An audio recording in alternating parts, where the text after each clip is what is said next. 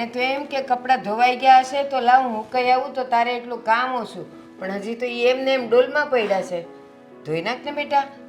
હા હા બા, હું ધોઈ નાખું. કેટલા વાગ્યા છે? 9:30 થઈ ગયા. બસ તો મને કલાક આપી દો, હું કલાકમાં કપડાં ધોઈ નાખીશ. હજી કલાક? પણ કાં ઊંઘ આવે છે?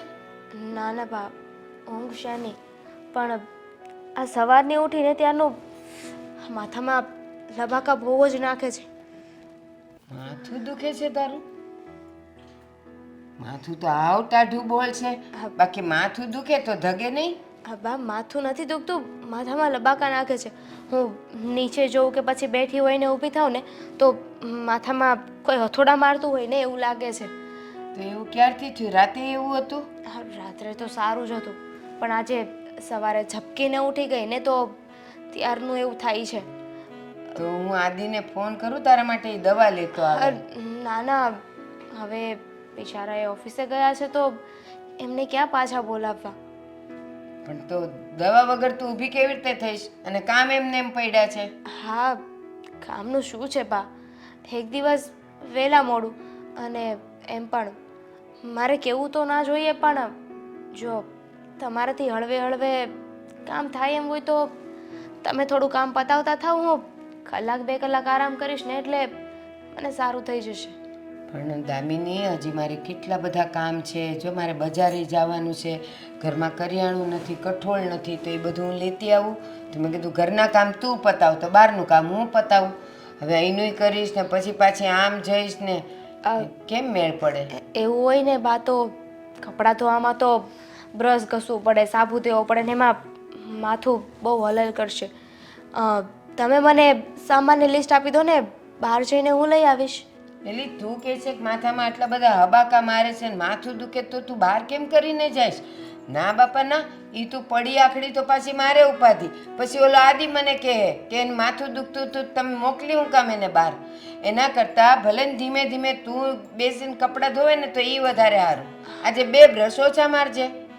એવું ના હોય ને બા, જો કદાચ હું અત્યારે કામ કરવાનું શરૂ કરીશ અને આપણે આને નોર્મલ ના લેવું જોઈએ.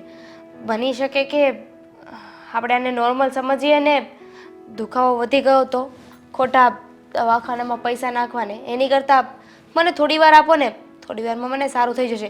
ત્યાં સુધી તમે ધીમે ધીમે કામ ચાલુ કરો, હું તમને કામ કરાવવા લાગીશ. અને મને સાજું થઈ ગયું પછી તમારે ક્યાં કામ કરવું છે? પણ દામિની, તું કહે છે કે હવારનું દુખે છે તો હું હવે થોડીક વાર તું હુઈશ તો તને સારું થઈ જશે. હું આદિને કહું છું તારા માટે દવા લઈ આવે અને હું બહારના કામ પતાવું અને પછી છે ને તને સારું થાય ને એટલે ઊભી થઈને તું કામ પતાવજે. શું આદિને કહું?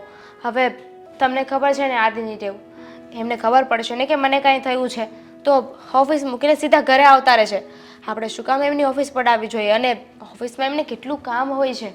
ઓફિસ નહીં પડાવવું અને પછી એને આવીને ખબર પડશે કે તને સવારનું માથું દુખતું તું, સબાકા મારતા હતા, તો એ મને ખીજાશે કે મમ્મી તમે કેવા છો, આટલું બધું દામિની થઈ ગયું તમે મને વાતે ન કરી.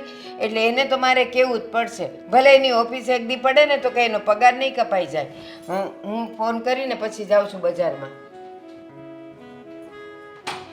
તો ડોશી કોઈ વાતે સમજે જ નહીં ને, પોતે કામચોર કેટલી છે ને મને કહે છે.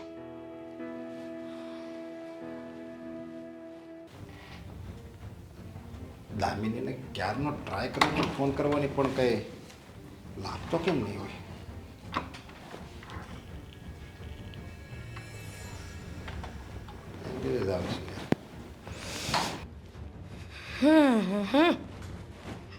નવરા પડ્યા નથી કે મોબાઈલ લીધો નથી, કઈ તમારી હગીને ફોન કરો છો? ઈ જ તમારી બેનને ફોન કરતા હશો ને? મારી બેન દામિનીને ફોન કરું છું, એને ત્યાં સાસરામાં સુખી તો હશે નહીં? મને ખબર જ હોય ને કે એનો ભાઈ એને બેનને સાસરે ફોન કરતો હશે. બિચારી સાસરામાં કેટલી દુખી હશે એ જાણવા હાટું કે દામિની તું સુખી તો છે ને, તારી સાસુ સારી છે ને, તારી સાસુ શું કરે છે? ખબર જ હોય કે તમે આ જ ધંધો કરો, તમને તમારી બેન વગર હાલતું નથી હજી. આ એની હાહુ એના હક તો લેવા દેતી હશે ને? આ તમે ખોટું બોલ્યા. મને આ ગળે નથી ઉતરતી વાત. એની આવું હક લેવા દેતી હશે, પણ તમારી બેન છે ને એ એને હક નહીં લેવા દેતી હોય. એટલે તું મારી બેનને હું ઝઘડાખોર સમજે છે, હા. આધેડો સમજે છે. હા, તમારી બેન ઝઘડાળું છે, બાધકણી છે, કામચોર છે, આળસુ છે, બધું ઈ જ છે. તને છે ને મારી બેન પહેલેથી નહોતી ગમતી. આયા હતી ને ત્યારે તે બિચારીને શાંતિ નથી લેવા દીધી અને હારે ગઈ છે તો આયા બેઠી બેઠી એના વગોણા ઘાસો. બિચારી, અને ઈ પણ તમારી બેન બિચારી. વાહ, મને આ તમારા મોઢે છે ને આ વાત શોભા નથી દેતી એવું લાગે છે. આ તમારી બેન તો છે ને તમને ન ખબર હોય, આ તમે કામ ધંધે જાઓ ને તો મારે એને હાચવવાની હોય એટલે બધી ખબર હોય એની. હું આખો દિવસ ઘરમાં ઢહડા કરું અને એ મહારાણી આ મોબાઈલ લઈને બેસી જાય, આખો દિવસ મોબાઈલ મંત્રે. તું તાર બાપને ઘરે હું કઈ કામ જ કરતી હતી? ના હું તું મોબાઈલ લઈને એમ નહીં બેઠી હો. તે એને બાપનું ઘર છે આ, એટલે ઈ બે હે એમાં હું થઈ ગયું કે અહીંયા હાર જ એને કામ જ કરવાનું છે. એટલે તમે મારા બાપ ઉપર ગયા હે? જાય જ ને, પણ તું મારી બેનને હક નથી લેવા દીધી. જ્યારે હોય ત્યારે બસ એની વગોણા જ ઘાસો. બીજું કઈ આવડે છે તારે મોઢામાંથી બીજા કઈ શબ્દો નીકળે છે? તો નો જ નીકળે ને. એ જેવા માણા હોય ને એવી વાતો થાય. હારા માણો તો હારી વાત થાય અને ખરાબ માણો તો ખરાબ વાત થાય. ઈ મારી બેન કઈ ખરાબ નથી, એ હારા મારી બેન છે. લાખોમાં એક બેન છે મારી. લાખોમાં એક નહીં, એમ કહો ને અબજોમાં ને કરોડોમાં એક છે. આ છે ને આ કહેવત છે, આ વરને કોણ વખાણે? વરની માં. એવી રીતના તમે તમારી બેનને જ વખાણો ને, મારા વખાણ ક્યારેય નહીં થાય. આ ગમે એટલા ઢહડા કરશું ને તોય. તારા વખાણમાં કઈક તારા વખાણ કર્યા જેવા હોય તો વખાણ કરું ને. બસ જો આવી રીતે નકરા કાંટા જરે છે મોઢામાંથી, કોઈ દી ફૂલ ઝીરા મોઢામાંથી.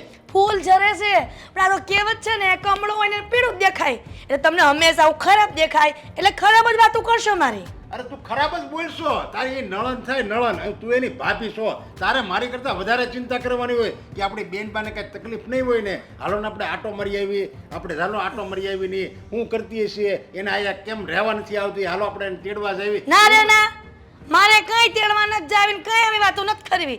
આ નાના લગ્ન કરીને આવી ને ત્યારે હું એવું જ સમજતી હતી કે મારી નાની બેન તરીકે રાખીશ, નાની બેન જ છે. પણ નહીં, આ તો નાની બેન તો માથે થાણા થાપે એવી નીકળી એટલે નણંદની નણંદ જ રહે, એ બેન નો થાય.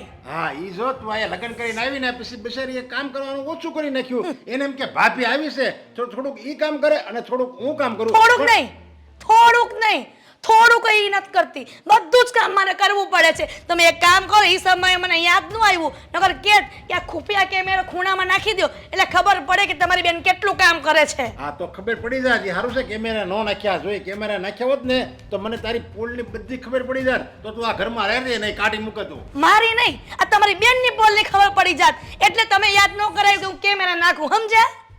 આ મારી બેન છે ને, આપણા લગ્ન નહોતા થયા ને ત્યારે બધું કામ કરતી હતી. અને હવે તું એમ કહેશો કે કાંઈ કામ નથી કરતી. એ નળન હોય ને નળન, એ ઘરમાં કાંઈ કામ જ ન કરે એટલે તેને નળન કહેવાય છે. અને હારે છે ને એ ભાભી બની જાય અને ન્યા જ એને કામ કરવાનું હોય. બોલ્યા ને, આ ભગવાને તમારી જીભને સાચું જ બોલાવ્યું કે નણંદ હોય ને એ અહીંયા કામ ન કરે, ભાભી બને ને એના સાસરે ત્યારે એ કામ કરે. એટલે તમે સ્વીકારી લીધું ને કે તમારી બેન આળસુ, નકામી, કામચોર છે. બસ હવે બોલવામાં લગામ રાખજે તું. લગામ જ છે, સમજ્યા? લગામ જ છે. પણ આ તમે લગામની બહાર વાત કરો છો ને, લગામ છોડવી પડે છે મારે. તું સનાને સમજી નથી શકતી. તું મારી ભાઈ બહેનના પ્રેમને નથી સમજી શકતી. ભાઈ બહેનના પ્રેમને? તમે પતિ પત્નીના પ્રેમને ક્યારે સમજો છે? તો હું તમારા ભાઈ બહેનના પ્રેમને સમજુ? તું એકવાર પત્ની બનીને રહેતો હું પતિ પત્નીના પ્રેમને સમજુ ને. તો હું કોઈ દી પત્ની બનીને રહેવું જ નથી. બસ આવી રીતે મારો વિરોધ જ કરવો છે હરેક વાતનો. હવે જો આ સ્વભાવ તો નહીં બદલાય. આ સ્વભાવ જાહે તો લાકડા ભેગા જાહે. તમારે શું કરવાનું થાય છે એ કયો? આપણે હાલને બેનની ઘરે આટો મારી એવી એમ હું કહું છું. અને એની બેનની બહુ પડી છે.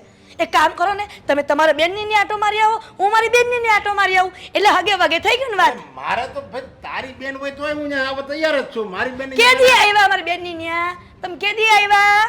ભાઈ ઘણી વાર ગયા છે ત્યાં તારી બેન પાસે આવી તો તેમ બે નકરી વાતું જ કરતો હા હુની વાતો કરી. એની હા હુની ખોલીને બેહે. મારી દેરાણી આવી, મારી નળંદ આવી અને તું તારે એક હાહુ તો છે નહીં, એક નળંદ છે ને દેરાણી નથી, એ તું તારી નળંદની ત્યાં રામાયણ ખોલીને બેસો. જો આ તમે આમ બધી મગજમારી કરો છો ને, મને સેજે પોસાતું નથી. મારે ઘણાય કામ છે, હું જાઉં છું. જા હું આવ્યો તો સારું હતું.